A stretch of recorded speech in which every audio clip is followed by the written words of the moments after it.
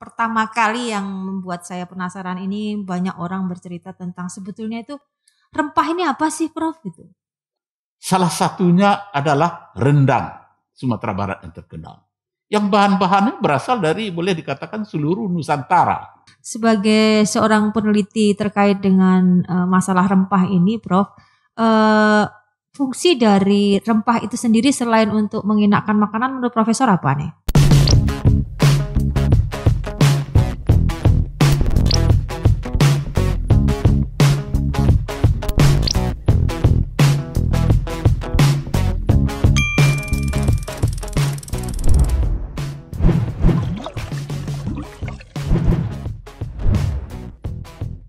Prof, rempah kita, kekayaan Indonesia rempah dan kuliner ini kan sangat luar biasa sebetulnya ya, Prof.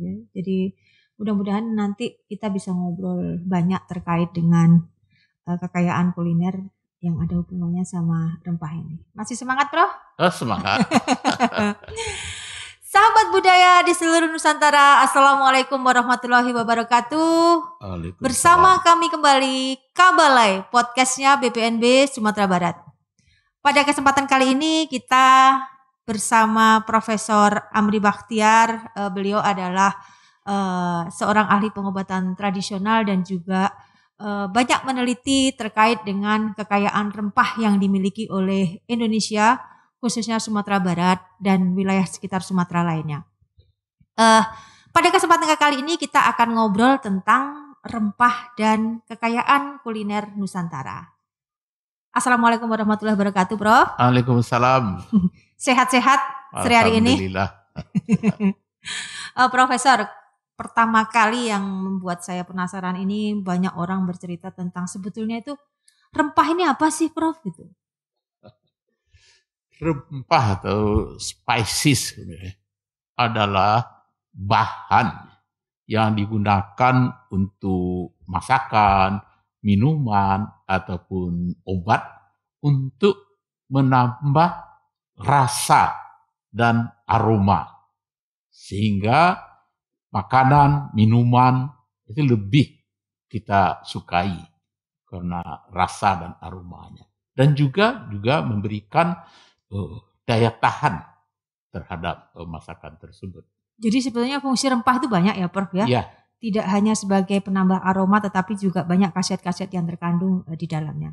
Prof, saya melihat tayangan YouTube Profesor juga terkait dengan kebinekaan dalam sekuali rendang. Nah, sebetulnya boleh diceritain enggak, Prof? Kenapa Profesor bisa mengatakan bahwa dalam sekuali rendang itu ada kebinekaan di situ? Boleh cerita, Prof? Iya. Saya membuat ada video kebinekaan dalam sekuali rendang karena ada lomba yang dilaksanakan oleh Kementerian Kemdikbud, itu Rayakan Merdekamu. Rayakan Merdekamu, dan buatlah video tentang kebinekaan Indonesia. Yang waktunya 60 detik. Saya berpikir bahwa Indonesia itu sangat kaya, termasuk rempah. Rempah tersebut tersebar di seluruh Indonesia. Mulai dari timur, Maluku, Irian, sampai ke barat. Dan itu sangat beragam yang digunakan untuk membuat masakan. Salah satunya adalah rendang Sumatera Barat yang terkenal. Yang bahan-bahannya berasal dari, boleh dikatakan, seluruh Nusantara. Nah, itu saya tertarik membuat kebinekaan dalam sekuali rendang. Kita mengetahui cengkeh dan pala.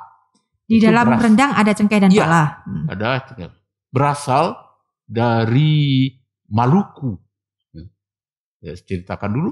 Maluku kita ketahui Banda Neira, tempatnya Bung Hatta dulu di Bang Belanda. Kemudian bumbu-bumbu lain banyak terdapat di Sumatera, ataupun di Indonesia, Sumatera Barat atau juga Jambi terkenal dengan rempah kulit manis. Kulit manis. Kulit manis. Kita pakai di rendang juga. Daerah Sumatera, Jambi, Sumatera Barat. Lada kadang-kadang juga ditambahkan, merica di daerah Lampung, juga Bangka, Belitung. Demikian juga bumbu-bumbu lain tersebar di seluruh Indonesia. Saya lihat ramuan ataupun bumbu ataupun rempah yang terdapat di dalam rendang itu mewakili kebinekaan Indonesia. Karena itu saya tertarik. Jadi filosofinya bahwa kalau mau membuat rendang, kita memang harus mengingat Indonesia. Pala dari Banda, cengkeh dari Ternate Maluku, kemudian kayu manis dari Sumatera. Kalau lada itu yang paling terkenal enak itu memang dari Bangka Belitung. Nah, jadi artinya bahwa Profesor memang mau menyampaikan pesan. Kita tidak bisa menyajikan sesuatu yang enak kalau tidak ada Indonesia itu. Benar. Dan disatukan oleh santan dari kelapa, dari kepulauan rayuan Pulau Kelapa, yang mewakili seluruh Indonesia. Iya. Salah satu ciri bahwa kita negara kepulauan itu adalah santan. Karena hampir di seluruh wilayah Indonesia kelapa itu ada, Bro. Jadi mudah-mudahan ini bisa menyadarkan kita semua bahwa Indonesia adalah satu dan kuliner kita ini juga bisanya enak, karena rendang sekarang makanan paling enak di Indonesia di dunia versi CNN. Versi CNN. Iya. Menurut Profesor ini apa yang harus kita lakukan karena rendang ini menjadi makanan yang paling enak di dunia? Kalau menurut saya tentu ini harus kita promosikan. Kalau untuk di Indonesia saya kira seluruh masyarakat sudah kenal. Mungkin yang perlu kita promosikan lagi untuk ke luar negeri. Mengapa di Indonesia sekarang banyak orang, anak-anak terutama anak-anak muda kan, menyukai pizza, kemudian dari McD, makanan seperti itu. Mengapa kita rendang juga tidak kita promosikan juga keluar kan seperti itu. Sehingga rendang juga bisa buka franchise-nya atau menjual franchise-nya sampai ke luar negeri ya, Prof ya? Iya. Kalau saya tidak salah seperti McDonald's sekarang juga sudah ada yang versinya menggunakan rendang, terutama mungkin di Indonesia ya. Iya. Jadi sebetulnya kan makanan kuliner kita nih, Prof, khususnya kan itu kan banyak sekali ragamnya dan banyak sekali fungsinya. Sebagai seorang peneliti terkait dengan masalah rempah ini, Prof, fungsi dari rempah itu sendiri selain untuk mengenakkan makanan, menurut Profesor apa nih? Begini, kalau rempah untuk makanan, seperti saya sampaikan tadi, pengawet untuk makanan ya. Kalau ada juga dipakai untuk rempah untuk minuman, untuk memanaskan badan, dan juga untuk kesehatan. Karena senyawa-senyawa yang terdapat di dalam rempah itu dapat digunakan untuk obat. Sebagai contoh sederhana, minyak cengkeh. Minyak cengkeh itu digunakan sampai sekarang untuk obat sakit gigi. Ya. Sebelum kita ke dokter, gigi kita sakit, biasanya dipakai kapas, dimasukkan minyak cengkeh. Karena dia akan bisa membunuh bakteri yang ada di gigi. Oh, jadi cengkeh itu. Jadi minyak cengkeh itu bisa digunakan untuk membunuh bakteri kalau gigi. Pertolongan pertama untuk sakit gigi. Betul. Masih dijual di toko-toko obat minyak cengkeh untuk obat sakit gigi.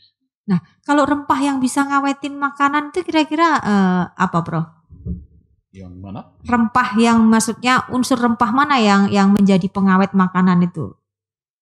Kira-kira mungkin yang contoh sederhana aja. Kenapa rendang itu kok bisa tahan lama gitu, Bro? Sebetulnya gabungan semuanya kalau menurut saya. Di sana ada minyak sirih, jadi tidak satu saja. Misalnya cengkeh di sana, bukan hanya cengkeh. Yang lain juga berperan dapat sebagai pengawet. Seperti pala, ataupun di situ ada kunyit. Senyawa-senyawa di dalamnya dia berfungsi sebagai pengawet. Ada. Oh, jadi gabungan dari rempah-rempah itu ya. Bisa membuat sebuah kekuatan untuk mengawetkan makanan. Sudah pernah ada penelitian terkait dengan pengawetan makanan itu, Prof? Artinya mungkin bisa dikemas menjadi mudah. Jadi kalau kita menyimpan sesuatu dikasih bahan tertentu menjadi awet gitu. Salah satunya dalam bentuk makanan ataupun misalnya seperti dendeng dan sebagainya, juga diberi bahan rempah-rempah, tetapi juga harus dikeringkan. Ya, dendeng itu kalau menurut saya akan lebih awet diberi rempah, dikeringkan dibandingkan tidak diberi rempah sama sekali. Begitu. Ya. Iya. Orang-orang Eropa dulu juga menggunakan rempah-rempah tersebut juga sebagai untuk pengawet makanan, kan? Benar. Jadi sampai kalau berdasarkan ceritanya, Prof, kenapa orang dari Eropa itu sampai menjajah ke Indonesia itu ya karena rempah itu gitu. Betul, karena mereka memerlukan rempah itu untuk mereka untuk menghangatkan badan. Ya. Berarti pala dan cengkeh itu memang salah satu rempah yang mengandung sesuatu untuk bisa menghangatkan badan. Iya betul, karena dia mengandung minyak atsiri namanya, terbang, yang dapat menyebabkan rasa hangat pada badan kita. Iya, Prof. Kalau Profesor kan sering penelitian terkait dengan etnobotani kita, gitu, kekayaan tanaman-tanaman Indonesia, dan tidak hanya rempah yang bisa menjadi obat-obatan, tetapi mungkin tanaman-tanaman lainnya itu juga bisa menjadi obat-obatan.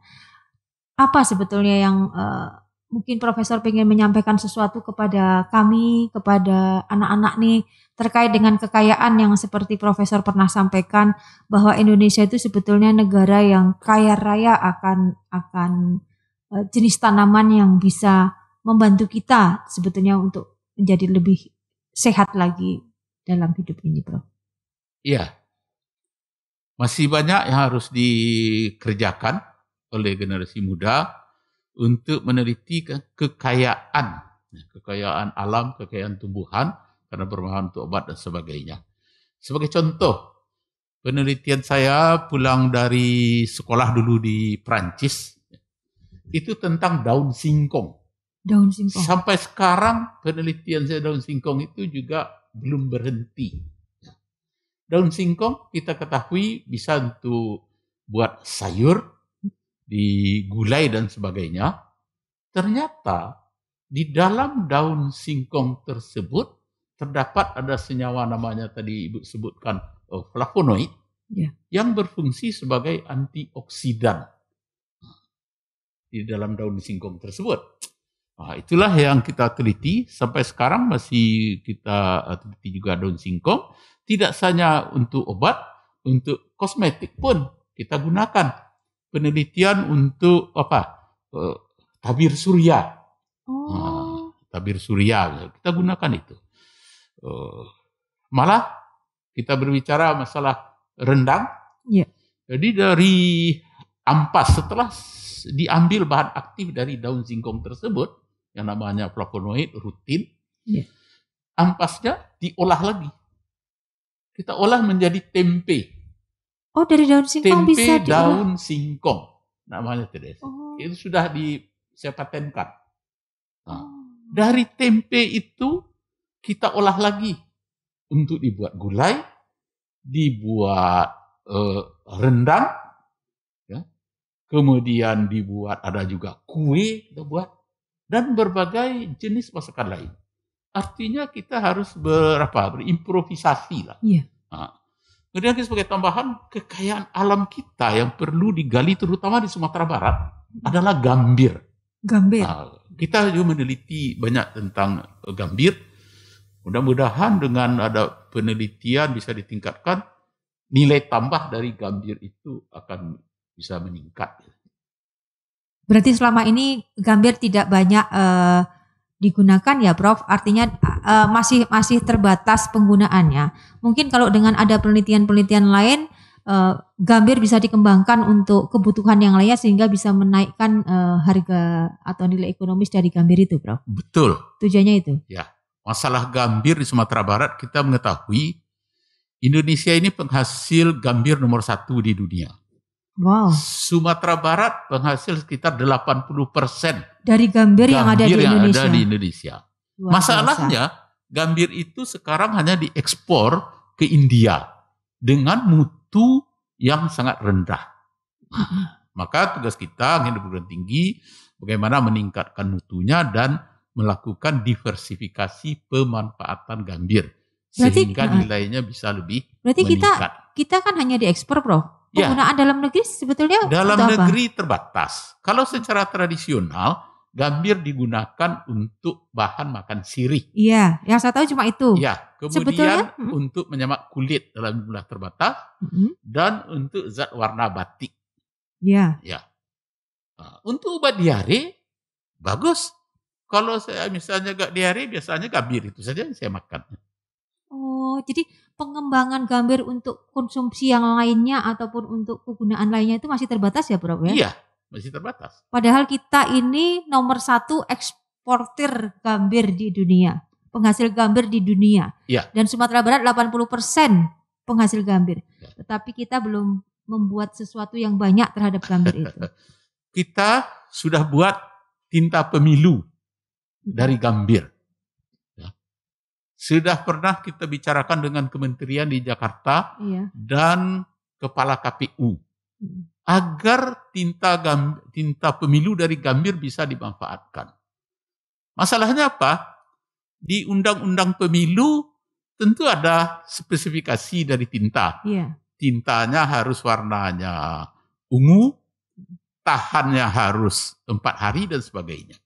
Kalau menurut saya tidak perlu warnanya ungu. Yang penting harus ada tanda di tangan. Udah cukup itu. Oh, gambir sanggup tahan lama. Dia ada ditambah senyawa lain, dia akan berwarna agak hitam. Ya. Kemudian memang mungkin tidak tahan sampai 4 hari karena tinta pemilu yang lama itu menggunakan ada perak nitrat. Kalau perak nitrat bisa sampai 1 minggu. Karena orang mencoblos jam 7, selesainya kan jam 2 sore. Sudah 1 hari sudah cukup. Kalau bisa itu digunakan, banyaklah termanfaatkan gambir yang ada di Sumatera Barat ini. Berarti memang peluang penggunaan gambir masih terbuka sangat luas, tetapi kita aja yang terbatas penelitiannya ya, Bro. Saya sudah pernah cobakan di UNAN untuk pemilihan raya Dewan Mahasiswa, organisasi mahasiswa, dia pemilu juga menggunakan tinta gambir yang kita buat. Jadi sahabat budaya di seluruh Nusantara, kekayaan kuliner kita yang diperkaya dengan rempah-rempah kita itu sangat luar biasa. Jadi seperti yang disampaikan oleh Profesor tadi bahwa kita baru memanfaatkan hanya sebagian kecil dari kekayaan budaya kita, termasuk pengetahuan tradisional terkait dengan tanaman obat maupun tanaman rempah. Mudah-mudahan pada pertemuan kali ini kita bisa mengambil hikmah dan semangat kita untuk terus melestarikan kekayaan budaya kita menjadi sesuatu yang luar biasa. Terima kasih Kabalai podcastnya BPNB. Sampai jumpa di episode yang berikutnya. Assalamualaikum warahmatullahi wabarakatuh. Waalaikumsalam. Salam budaya.